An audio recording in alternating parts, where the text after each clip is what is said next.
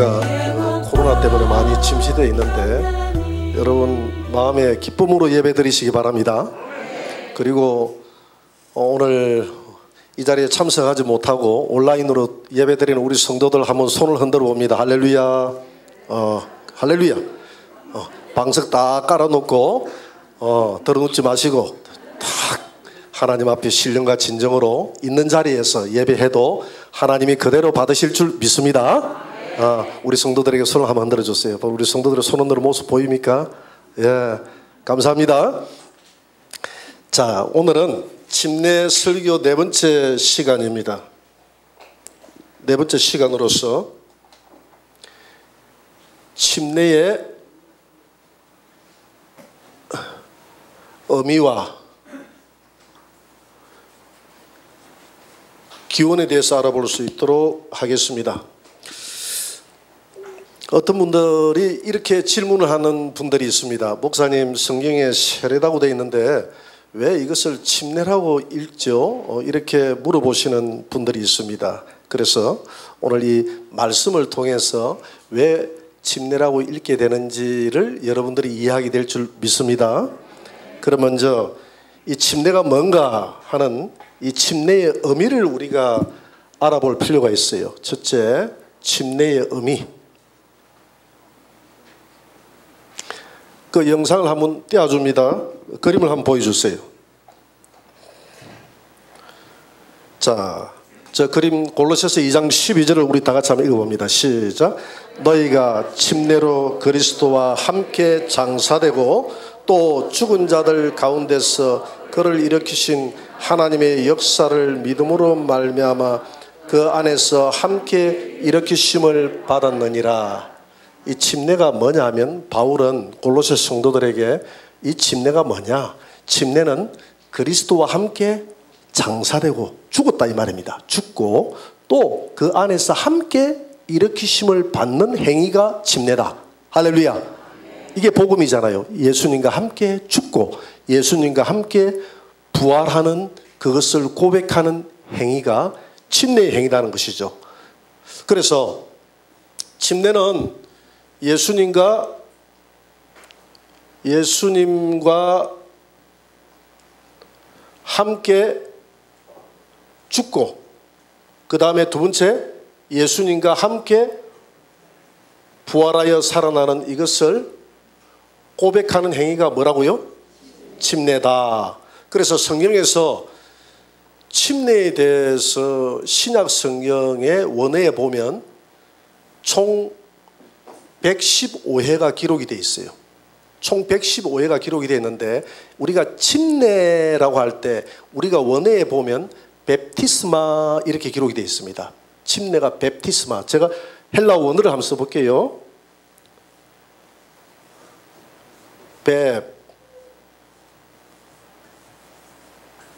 베프티스마. 이게 침례입니다.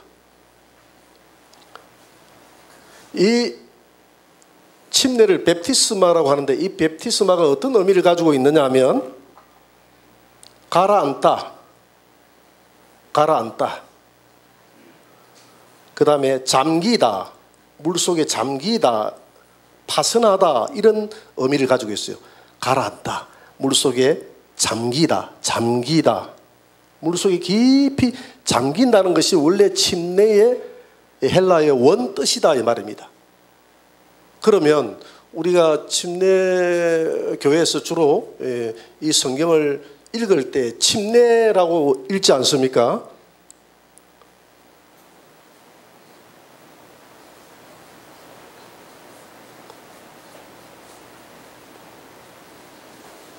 침례라고 읽고 그 다음에 우리 일반 교회에서는 세례라고 이야기를 합니다.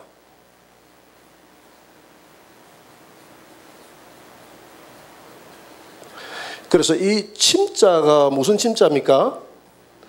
잠길 침자예요. 잠길 침자. 이 세자가 씻을 세자거든요. 그래서 우리가 침례의 행위를 통해서 우리의 죄가 씻겨졌다라는 이 고백도 틀린 고백이 아니에요. 예수님의 피가 우리의 죄를 깨끗하게 씻은 줄 믿습니다. 그렇지만은 이 침례의 의미는 씻었다는 의미로서는 좀 부족해요. 오늘 본문에 보니까 뭐라고 되어 있습니까? 장사되었다. 이 말은 죽었다는 의미예요. 죽기 위해서는 물속에 완전히 잠겨야 된다. 물속에 완전히 잠겨야 된다. 그리고 일어나는 행위는 물속에서 일어나는 행위는 부활을 예표하는 것이기 때문에 물속에서 올라와야 그게 부활이다. 물속에서 올라와야 부활이다. 성경에서는 다 침례를 말하고 있어요. 성경은 침례를 말한다.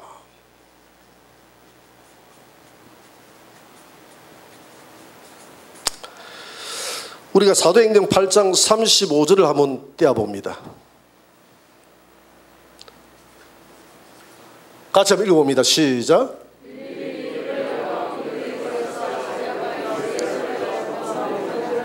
36절. 길 가다가 물이 있는 곳에 이르러 그 내시가 말하되 보라 물이 있으니 내가 침례를 받음에 무슨 거리낌이 있느냐. 38절. 이에 명하여 수레를 멈추고 빌립과 내시가 둘 다 물에 내려가 빌립이 침례를 베풀고 둘이 물에서 올라올세 주의 영이 빌립을 이끌어 간지라. 내시는 기쁘게 길을 가므로 그를 다시 보지 못하니라. 이게 무슨 내용이냐면 에티오피아 내시가 에티오피아 이제 아프리카 북부 지역에 있는 동북부 지역에 있는 나라죠. 이 에티오피아 내시가 유대교로 개종한 에티오피아 내시였습니다. 그래서 예루살렘에 예배하러 올라왔다가 그때 당시는 구약 성경밖에 없었잖아요. 구약 성경을 읽는 와중에 이사야 53장을 보게 됐습니다. 이사야 53장에 보면 양이 우리 인간의 죄 때문에 우리의 허물과 죄 때문에 질고를 당하고 채찍에 맞고 찔리고 도살장에 들어가고 이런 이해할 수 없는 내용들이 나와요. 도대체 이 내용이 뭔지 너무너무 이분이 궁금해서 마차를 세워놔 놓고 마차를 타고 돌아가다가 자기 고국으로 돌아가다가 따가닥 돌아가다가 마차를 세워놓고 이 구약 성경 이사야 53장을 이렇게 이해가 안 돼서 이렇게 보고 있는데 그때 성령께서 이 빌립이 누굽니까? 아시아의 예루살렘 교회의 7 집사 중에 한 사람이죠. 이 빌립에게 성령이 감동해서 너는 저 에티오피아 내시가 있는 저 마차로 가서 저 내용을 풀어가지고 알게 해줘라. 복음을 전하라 라고 이야기를 합니다. 그래서 가가지고 빌립이 지금 마차를 세워놓고 뭘 보고 있는데 뭘 그렇게 보고 있습니까? 하니까 이분이 나 이 구약 성경이 도저히 이해가 안 돼요. 그래서 빌립 옆에 가가지고 설명을 해줍니다. 이거요. 이것은 우리의 죄를 짊어지고 가는 예수님을 이사야를 통해서 예언한 내용입니다.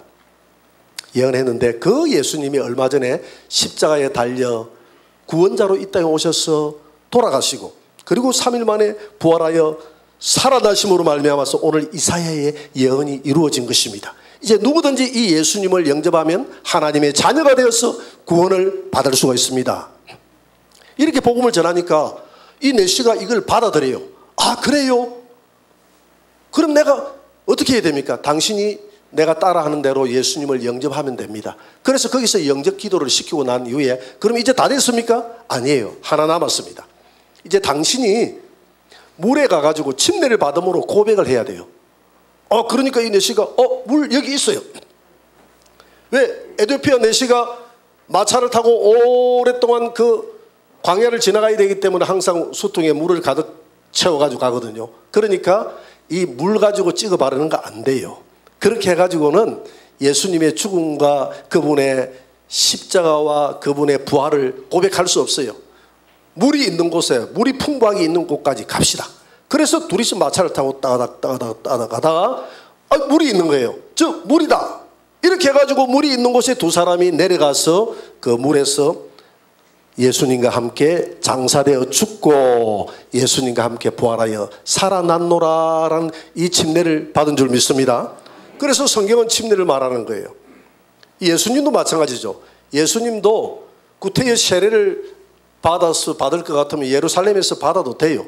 그런데 예수님은 요단강까지 그 강물이 있는 곳에 가가지고 예수님이 그 법궤가 바로 예수님이다 그랬잖아요.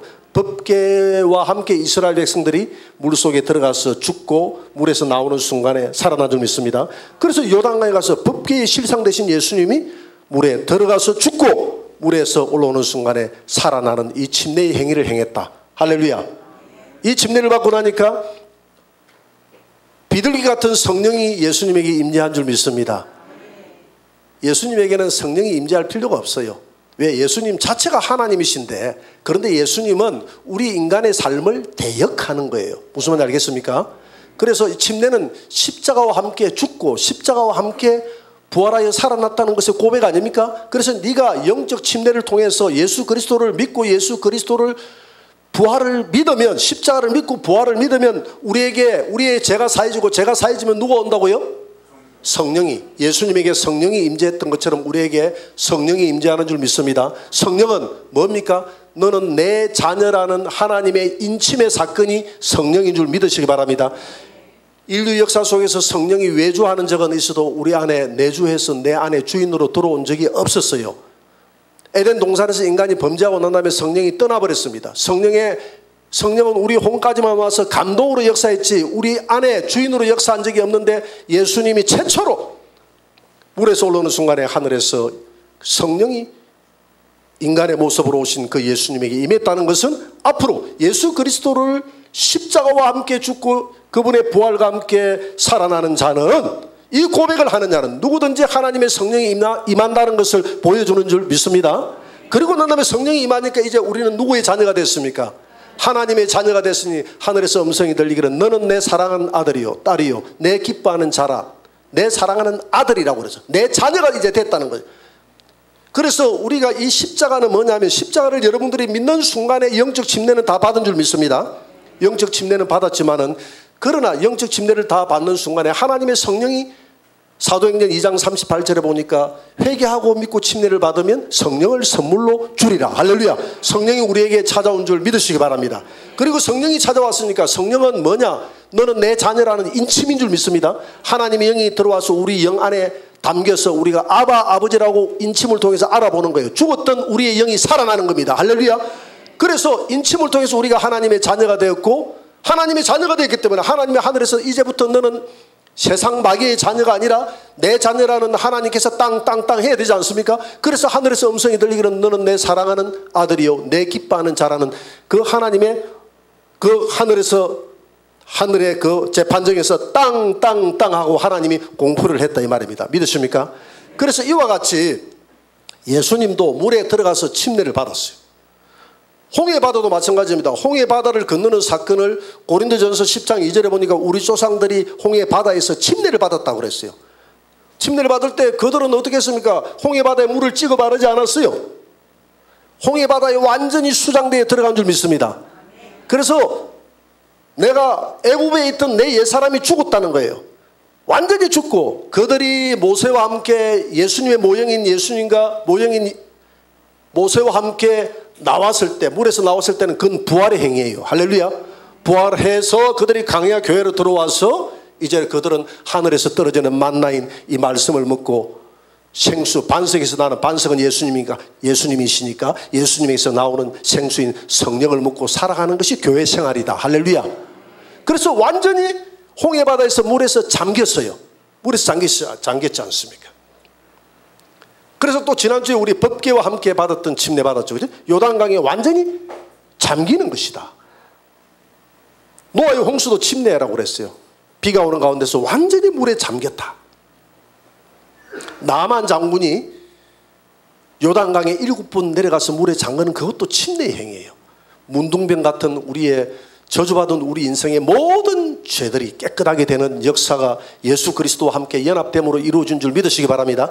그래서 이 침례라는 것은 예수님의 십자가와 그분의 부활을 고백하는 것이기 때문에, 그런 의미를 가지고 있기 때문에 성경은 오직 물을 찍어 발라서 이 씻는 세례의 행위가 아니라 물에 완전히 잠길 침자를 써서 완전히 물에 잠기는 베프티스마, 너는 가라앉아야 된다, 너는 잠겨야 된다, 이렇게 성경은 우리에게 가르쳐 줬어요. 그 모범을 따라서 예수님도 그렇게 물에 잠겼고요. 그리고 모든 초대교회는 주 예수의 이름으로 이렇게 침례를 다 받았고요. 이것이 성경의 가르침입니다. 그런데 왜 이 성경의 가르침이 갑자기 성경의 가르침대로 이렇게 물에 잠기는 이 행위를 하지 않고 왜 물을 찍어 바르는 이 행위를 할까? 물을 찍어 발랐다는 성경 기록이 없어요. 왜 이렇게 바뀌어버렸을까? 그건 이유가 있습니다. 세례로 바뀌게 된 동기, 침례가 세례로 바뀐 동기가 있어요. 이게 뭐냐면 1643년 웨스트 민스터 종교회의입니다. 이 웨스트민스터 종교회의가 어떤 회의냐면, 여러분 웨스트민스터가 어디냐면 영국 런던의 구입니다. 영국 런던의 구예요. 영국 런던은 이런 구가 있잖아요. 이 구가 있으면 이게 런던시입니다. 런던시는 몇 개 구로 되어 있느냐 하면 33개의 자치구로 되어 있어요. 우리나라는 25개의 서울이 자치구로 되어 있습니다. 자치구로 되어 있는데 그 자치구의 맨 중앙에 있는 이 구 이름이 뭐냐면 웨스트 민스터 구입니다. 여기는 정치와 행정의 중심구예요. 도시예요. 우리나라가 서울에 뭐 서초구도 있고 관악구도 있고 종로구도 있는데 종로구는 정치 1번지라고 하잖아요. 그죠? 종로구에 가면 거기에 정치 1번지라고 모든 정치와 행정이 종로에 다 몰려 있지 않습니까? 그래서 종로는 정치 1번지다 이렇게 이야기하거든요. 이 웨스트민스터 구가 우리나라의 종로구하고 닮은 거예요. 그래서 이 구에 가면 이 구에 사원이, 역사 깊은 사원이 있고 성당이 있습니다. 성당이 있는데 이 사원이 뭐냐면 웨스트 민스터 사원이 있고, 여기 가면 웨스트 민스터 성당이 있어요. 이 두 개 중에서 어느 게 더 유서가 깊겠습니까? 더 크고, 우리가 통상 성당들이 더 깊다라고 생각하는데 여기는 그렇지 않아요. 영국은 이 사원이다 했는데 이 사실 이게 사찰할 때 쓰는 그 사찰을 쓰는데 이게 잘못된 거예요. 이게 사실은 웨스트민스터 사원이라고 부르면 안 되고 교회라고 해야 돼요. 교회. 이게 교회라고 해야 된다. 교회인데 이 교회는 조금 우리하고는 조금 다릅니다. 성공회라는 교회예요. 성공회. 교파가 성공회라는 교파가 있습니다. 이 성공회는 영국의 국교입니다. 국교인데 이 성공회는 천주교가 아니라 개신교예요. 개신교임에도 불구하고 성공회 성직자들을 목사라고 하지 않고 신부라고 이야기를 합니다. 신부. 그러니까 이 성공회는 천주교와 가장 가까운 그런 개신교입니다. 그 천주교 가까운 개신교인데 이 웨스트민스터 이 사원은 지금으로부터 약 한 1000년 전에 만들어졌어요. 이 웨스트민스터 성당은 만들어진 지가 얼마 안 됩니다. 한 120년 전, 1900년도 만들어졌거든요. 이거는 조그만해요. 이 웨스트민스터 이 사원은요 엄청나게 큽니다. 이게 만드는데 약 한 200년이 걸렸어요. 200년. 전무후무한 건물입니다. 어마어마한, 상상이 안 되는 너무나 정교하고 아름다운 건물이에요.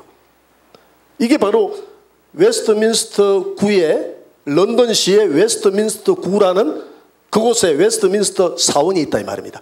그곳에서 주로 황제들이 대관식을 하고 거기에서 이제 황실 집안 사람들이 결혼도 합니다. 여기에서 성경에 손을 얹고 결혼도 하고 그런 장소, 유서 깊은 장소예요. 요 웨스트민스터 사원, 요 교회에서 웨스트민스터 종교회의가 열렸단 말입니다. 1643년도에. 43년 7월 1일 날 이 종교회의가 열려서 언제 끝나느냐 하면 1649년 2월 22일 날 끝나게 됩니다. 약 이 회의가 5년하고 8개월 동안 이 회의를 합니다. 종교회의를. 몇 명이 모여서 하느냐면 이 영국에 있는 영국 개신교 성직자들, 개신교 목사들, 영국 목사들이 몇 명이 모이냐면 121명. 영국의 상원의원들이 당시에는 다 믿는 사람들이거든요. 상원의원이 10명. 그 다음 영국의 하원의원 20명. 그리고 이제 영국 옆에 스코틀랜드 있지 않습니까? 스코틀랜드에서 목사들이 몇 명 왔냐면 4명 참석했습니다. 그리고 스코틀랜드 목사들 4명, 그 다음에 평신도가 2명, 평신도 다 합치니까 몇 명입니까? 네? 157명. 이 157명의 대표자들이, 성직자들이, 상원의원, 하원의원을 포함해서 이 성직자들이 요 웨스트민스터 구의 웨스트민스터 사원에서, 이 사원에서 1643년도 7월 1일 날 땡 시작해가지고 그때부터 종교회의를 열었는데 이게 역사적으로 가장 전무후무하고 큰 종교회의입니다. 여기에서 모든 교리가 다 만들어졌어요. 기독교의 교리가, 삼위일체 교리도 여기에서 만들어졌고, 여기에서 이제 드디어 침례가 세례로 바뀌게 돼요. 바뀌는 게 아니라 세례가 허용이 됩니다. 이제 이 세례를 다루게 되는데요. 초대교회는 성경의 가르침이 다 침례라고 했잖아요. 그죠? 성경이 베프티스마, 잠기는 것, 그리고 초대교회 성도들은 물에 잠기는 행위를 했고, 예수님도 물에 잠겼고, 홍해바다에서도 물에 잠겼고, 법궤도 물에 잠겼고, 나만도 잠겼고, 노아의 홍수도 잠겼고, 다 에도피아 내시도 잠겼고, 다 잠겼어요. 다 물에 잠기는 행위를 했는데 왜 그러면 이게 세례로 바뀌게 됐느냐 이 말입니다. 여러분, 시간이 흐르면서 어떤 문제가 생기느냐 하면, 시간이 흐르면서 이제 교회가 본래의 모습을 잊어버리고 캐톨릭의 형태를 띠게 되면서 그런 캐톨릭 교회의 형태로 교회가 가게 되죠. 그렇지 않습니까? 중시기로 접어들면서, 그러면서 이 캐톨릭 교회에서 유아 세례라는 것을 만들어내게 됩니다. 유아들에게 세례를 주게 돼요. 유아들에게 세례를 주는데 유아들을 물에 푹 집어넣을 수가 없잖아요. 좀 곤란하잖아요. 그죠? 유아들, 그 어린애들을 물에 집어넣기가 참 곤란하잖아요. 그래서 유아들에게 약식으로 세례를 행했어요. 그것이 전통적으로 이렇게 되어 오다 보니까 이제 이게 보편화됐다 이 말입니다. 그리고 또 어떤 문제가 생기느냐면, 중세기에는 전쟁이 많았습니다. 전쟁이 많다 보니까 많은 사람들이 몇만 명, 몇십만 명이 일괄적으로 다 가야 돼요. 죽음을 앞두고 있는 사람들이기 때문에 이들에게 이 세례의 필요성이 필요했죠. 그런데 하나하나 다 침례를 주려고 하다 보니까 너무 시간이 많이 가니까 성직자들이 가서 그들에게 그냥 물을 찍어 바르고 물을 찍어 발라주고 약식 이렇게 세례를 행해서 전쟁터에 내보내기도 하고요. 그리고 난 다음에 또 노약자들, 그리고 병든 환자들, 이런 사람들을 물에 집어 넣을 수가 없잖아요. 그러니까 그분들에게 약식으로 행하는 이런 것들이 그냥 보편적으로 행해왔다 이 말입니다. 이 보편적으로 행해왔어요. 보편적으로 행해왔던 것을 1643년도 이 웨스트민스터 종교회의에서 이 문제를 다루게 됩니다. 이 문제를 다루는데 그날 의장이 누구였느냐면, 의장이 라이무드 박사였어요. 이 회의를 주재했던 의장이 라이무드 박사. 라이무드 박사 일명이 사회를 받고 거기에 회의에 참석했던 사람들이 총 48명이 참석을 했습니다.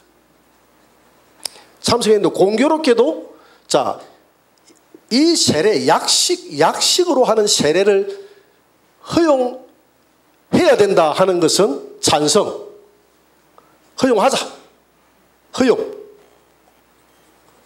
그 다음에 이 약식 세례를 안 된다, 반대. 안 된다 하는 사람, 요게 다 24대 24 동수가 됐어요. 세례를 약식이지만 허용을 해야 된다. 24명. 세례는 안 된다. 침례를 받아야 된다. 예수님이 가르쳐준 그대로 받아야 된다. 이렇게 고소했던 사람이 24명. 이렇게 24대 24 동수가 나왔어요. 그때 이 라이노무드 박사가 세례는 괜찮다. 이게 뭐 형식이 중요한 게 아니라 그 정신이 중요하다. 정신이 중요하기 때문에 형식은 이 세례의 형태만 가져도 그 세례의 형태가 중요한 것이 아니라 정신이 중요하기 때문에 이건 그냥 통과해도 괜찮은 것이다 라고 해가지고 한 표를 던짐으로써 25대 24로 이 세례가 통과가 됩니다. 그래서 웨스트민스터 종교회의가 끝나면서 세계가 이 세례가 공식적으로 우리 교계에 인정이 되게 돼 있죠. 자, 이렇게 해서 침례가 세례로 이렇게 해서 공식적으로 웨스트민스터 종교회의를 통해서 바뀌게 되는 것입니다. 그런데 우리가 중요한 것은 우리 인간이 편리성을 강조하기 시작하면 끝이 없어요. 물론 그 시대와 환경에 따라서 전쟁터에 나가는 사람은 그렇게 할 수가 있어요. 환자들은 또 그렇게 할 수가 있어요. 그러나 지금은 그런 시대가 아니잖아요. 지금은 우리가 그런 뭐 전쟁터에 나간다든지 그런 시대가 아니라 이제는 너무나 지금은 평안하게 살 수 있는 이 시대잖아요. 그럼 이런 시대 같으면 우리 침례교회만 이 침례를 받는 것이 아니라 이 침례는 성경의 가르침이기 때문에 이런 평안한 시대에는 성경의 가르침 그대로 우리가 침례를 받는 것이 예수님의 십자가의 죽음과 부활을 그대로 예표하는 것이다.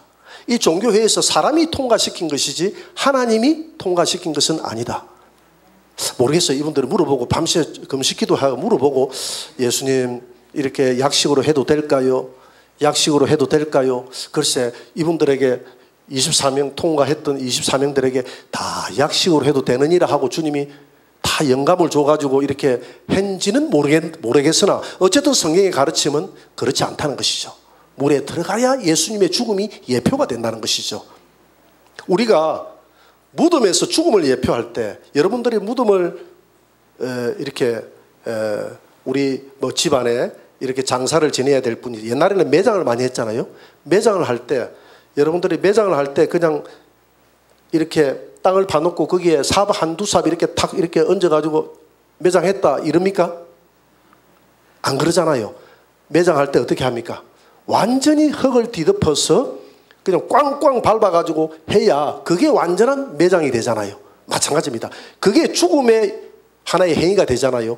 우리가 죽었다는 것은 이렇게 물 한두 방울 떨어뜨려가지고 이 죽음이 예표될 수가 없는 거예요. 완전히 물에 집어넣을 때, 완전히 물에 집어넣을 때 그게 죽음의 행위예요. 이해가 됩니까? 더 깊이 집어넣을수록 죽음의 행위다 이 말입니다. 더 깊이 집어넣어. 그리고 여러분들이 내가 침례를 받으려고 이렇게 깊이 집어넣으려고 하다 보면 여러분들이 안 죽으려고 계속 뻗대가지고 막 이렇게 안 들어가요. 안 들어가려고 하다 보니까 야, 이 사람이 누울수도 힘이 세대. 안 들어가려고 하는 거 누르니까 막 누르니까 그것도 침례를 받을 때는 막 20몇 명씩 이렇게 다 받으니까 이 사람들 누르려고 하다 보니까 이 준비 운동을 충분히 해야 되는데 이게 안 하고 누르다 보니까 어깨가 하루는 삐긋하더라고 이게. 그만큼 사람들이 옛 사람이 안 죽으려고 그래요. 그래서 죽음의 행위라는 것은 물에 완전히 집어넣는 것이거든요. 그리고 난 다음에 부활은 그 무덤을 촥 열고 무덤에서 올라오는 이 행위가 부활의 행위다.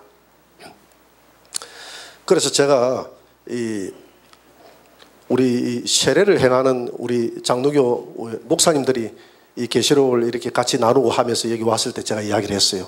여러분들이 세례를 할 때 이렇게 하세요. 세례는 그냥 물만 이렇게 내가 세례를 주노라 하고 물만 이렇게 물만 쭉 주기만 놓고 지나가 버리는 거야. 죽었다. 물만 쭉 주고 그래 하지 말고 이렇게 세례를 해가지고 물을 이렇게 눌렀다고 하면 거기서 같이 이렇게 세워줘라. 하나님이 새 사람은 살아났노라고 하나님이 예수님을 일으켰듯이 이렇게 줘야 되는 거예요. 이런 형식 하나하나에 복음이 들어있기 때문에 그 형식이 중요한 것은 아니지만은 왜 하나님이 예수님이 그 형식을 성경에서 중요하게 여기느냐 하면 거기에 복음이 있기 때문에. 여러분 성찬식을 할 때에 반드시 흰 포도주로 성찬식을 하면 안 됩니다. 빨간 적 포도주로 성찬식을 해야 돼요. 우리나라에서 얼마 전에 성찬식을 할 때 국민을 보니까 이런 게 나오더라고. 어떤 그 교단에서 어떤 분들이 모여서 막걸리를 가지고 성찬식을 했더라고요. 그리고 곡주를 가지고 성찬식을 하면서 그 의도가 뭐냐면 아마 예수님이 한국에 왔더라면 막걸리를 가지고 했을 것이다. 그래서 막걸리를 가지고 성찬식을 나누고 난 다음에 결과는 상당히 괜찮았다 이렇게 나오더라고요. 여러분, 막걸리는 희잖아요. 흰 피가 있습니까? 아마 예수님이 한국에 태어났다 하더라도 한국에 적포도가 없으면 수입을 했으라도 아마 예수님이 적포도를 가지고 했을 거예요. 왜? 그 적포도의 빨간 그 포도의 그 의미가 예수님의 보혈을 상징하기 때문에 이 포도를 가지고 한 거예요. 믿습니까? 그래서 이 의미가 중요하지 않는 게 아니다 해도요, 형식이 중요한 게 아닌 게 아니다 해도요, 나도 말이 헷갈린다. 이게 형식이 중요하다 이 말입니다. 거기에 복음이 들어있기 때문에 예수님의 이 보혈을, 이 빨간 피를 마실 때마다 복음을 전하는 것이라. 할렐루야. 내가 복음을 전해야지. 이 피를 가지고 내 죄가 사했으면 복음을 전해야지. 이 침례 의식을 통해서. 그래서 침례는 한 번 받는 것으로서 끝나는 것이 아니라고 그랬잖아요. 물에 들어가서 받는 침례의 행위는 단회적으로 끝나는 것이지만은 우리 조상들이 홍해바다에서 침례를 받고 또 어디에서 침례를 받았다 그랬죠? 구름 아래에서 침례를 받았다 그랬어요. 홍해바다에서 침례를 받았던 것은 사람들이 왜 구름 아래에서 또 침례를 받아야 되느냐? 구름 아래에서 몇 년 동안? 40년 동안.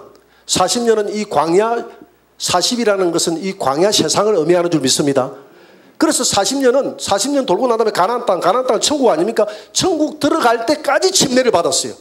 이게 뭐냐면 한 번 우리가 단회적으로 침례를 받은 사람은 끝나는 것이 아니라 이 영적 침례는 천국에 들어갈 때까지 매일같이 주님 오늘도 예수님과 함께 내 옛사람이 죽게 하여 주옵소서. 할렐루야.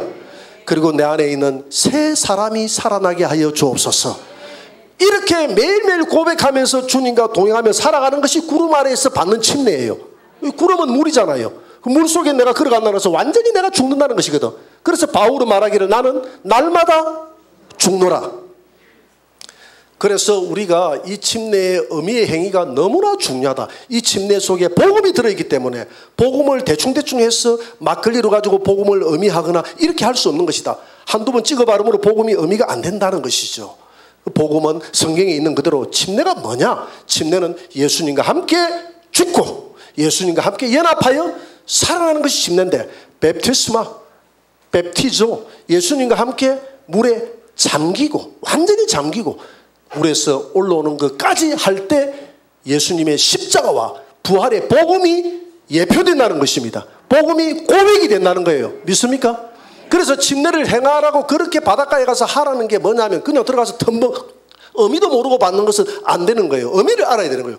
내가 이 침례를 받음으로써 예수님과 함께 십자가에서 옛사람은 주님 연합하여 죽었음을 고백합니다. 할렐루야. 남은 생애 동안 부활의 새 생명으로 살아난 이것을 가지고 내가 주님의 좋은 복음의 증인이 되어서 앞으로 내가 이 새 생명 가운데 살아가겠습니다. 할렐루야. 이 고백이 침례인 줄 믿으시기 바랍니다. 그러면 침례를 받는 이 대상,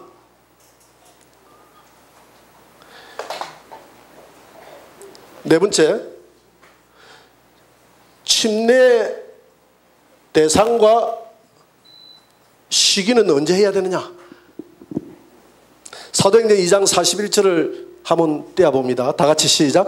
그 말을 받은 사람들은 침례를 받음에 이날에 신도의 수가 3,000이나 더하더라. 이 말을 받은, 즉 복음을 듣고 베드로가 전했던 이 복음을 듣고 그날 복음을 듣고 침례를 받은 사람이 3,000이나 더했다면, 이날에 그 말을 받은 사람들은 침례를 받으면 이날에 신도의 수가 3,000이나 더했다.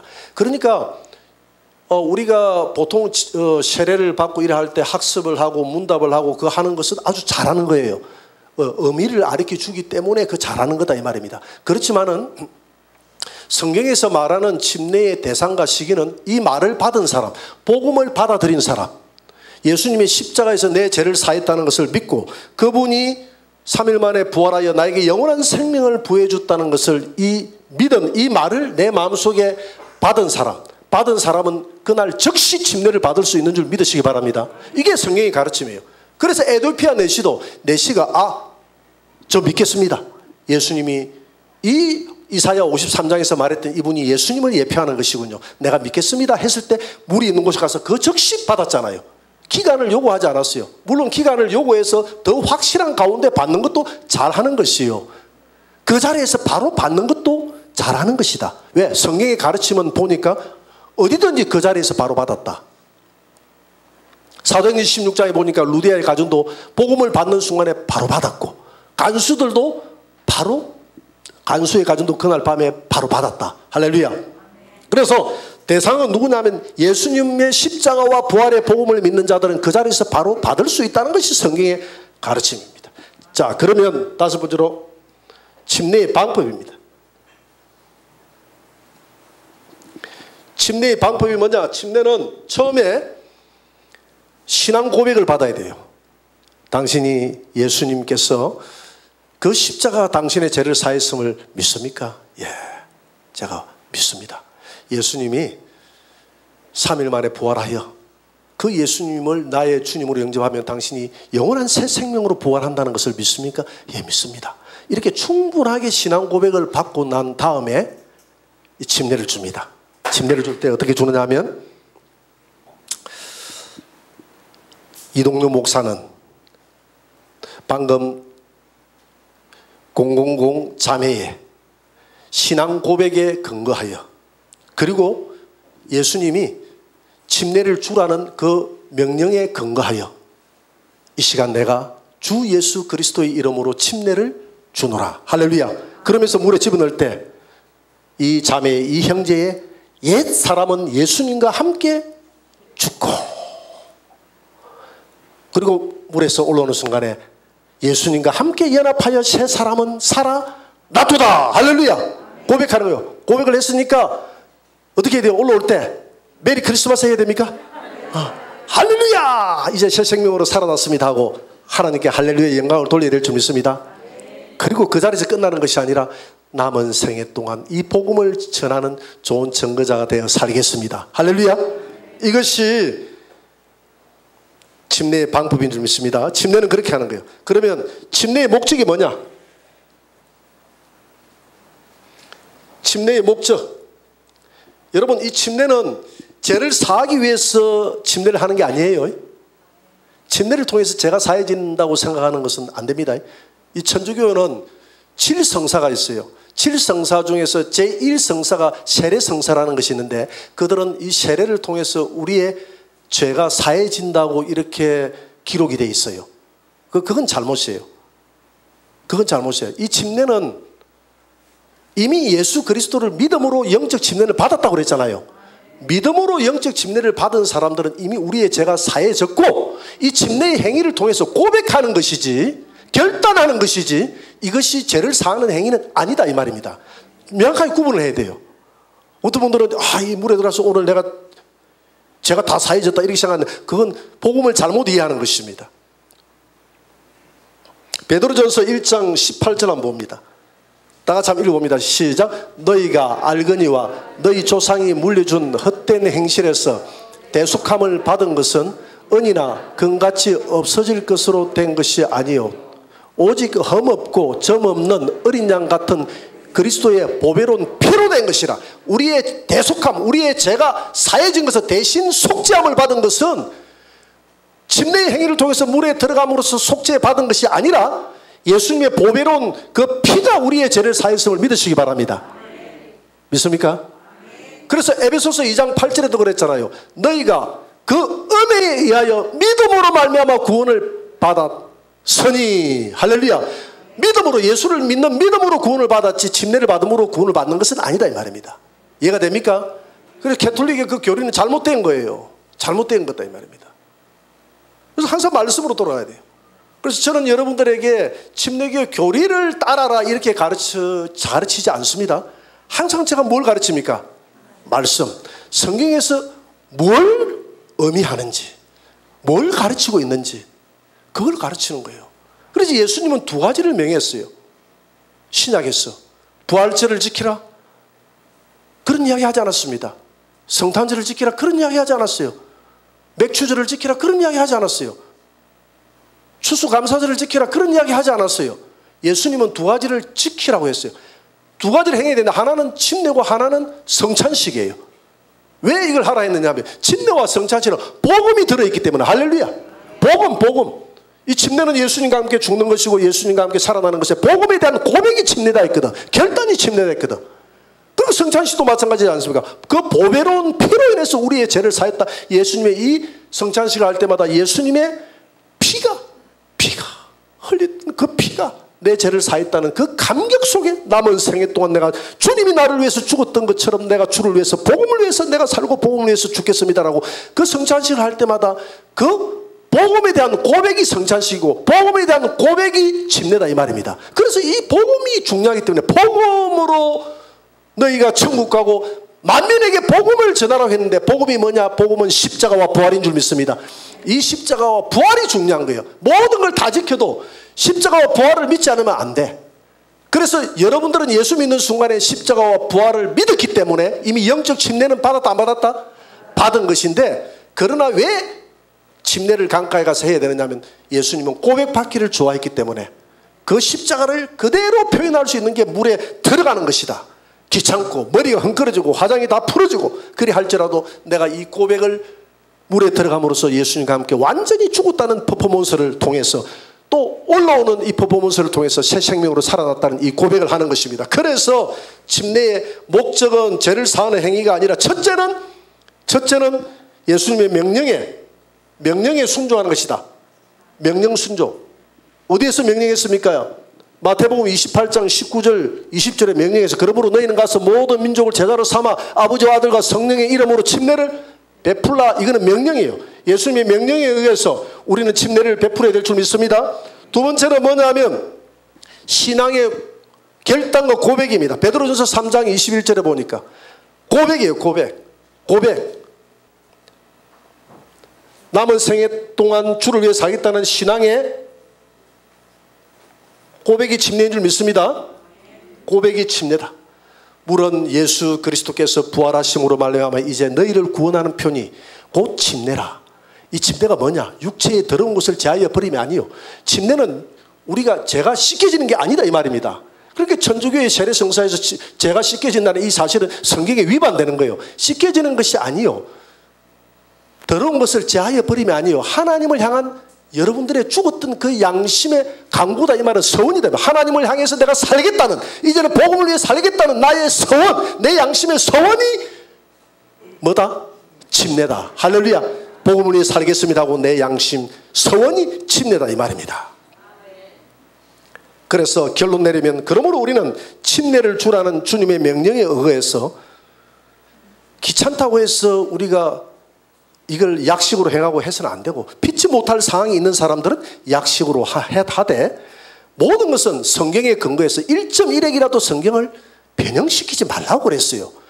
주님은 그렇게 물속에 들어갈 때는 복음의 의미를 변형시켜서는 안 되는 것입니다. 그렇기 때문에 오늘 이 시기는 모든 교회들이 이 물속에 가서 어떤 물이든지 좋으니까 깊이 당기는 행위를 통해서 우리가 주님을 고백할 때 주님이 기뻐할 줄 믿습니다. 왜? 말씀대로 우리가 행하는 것이니까. 이것은 교단의 문제가 아니고 교파의 문제가 아니에요. 교리의 문제가 아니에요. 이것은 성경의 진리를 지키고자 하는 우리의 고백이기 때문에 모든 사람들이 성경의 가르침대로 지금 전쟁터도 아니고 하기 때문에 그대로 바닷가에 가서 아니면 물이 있는 곳에서 깊이 잠김을 통해서 하나님 앞에 고백을 하는 이 고백을 통해서 예수님의 그 십자가의 그 복음에 대한 고백이 나의 이 침례의 행위를 통해서 정확하게 드러나게 될 줄 믿으시기 바랍니다. 그러면 우리 2018년도에 침례 받았던 거 한번 영상 보세요. 주의 이름으로 모인 이곳에서 우리 다 같이 하나님 같은 주의 사랑을 찬양합시다. 여전히 우리를 부르시는 주의 이름을 찬양합시다. 할렐루야. 새 사람으로 살아났노라 하면 물에서 나올 때 할렐루야 하고 새 사람으로 살아났다고 고백하면서 나오시면 되겠죠. 감격하는 마음으로 하나님을 찬양하고 그렇게 나오시면 이제 주님에 대한 고백이 끝납니다. 우리 신영의 형제 옛사람은 예수님과 함께 죽고 새사람은 살아나더라. 할렐루야 할렐루야. 다시 오실 때까지 나는 이 길을 가리라. 좁은 문 좁은 길 소리를 조금 더 키하고 있어. 나의 십자가 지고 나의 가는 이 길 끝에서 옛사람은 죽고 새사람은 살아나더라. 할렐루야. 내 주님 나를 맞아주시니 주님 다시 오실 때까지 나는 일어나. 예수 그리스도 이름으로 성령수행자에게 침례를 주노라. 새사람은 살아나노라. 할렐루야.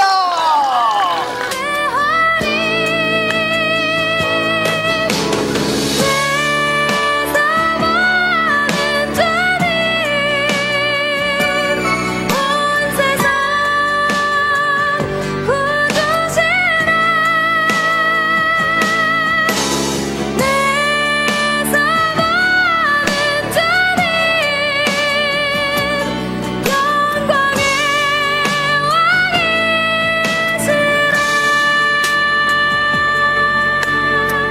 왕이시라. 김명성계의 사람은 죽고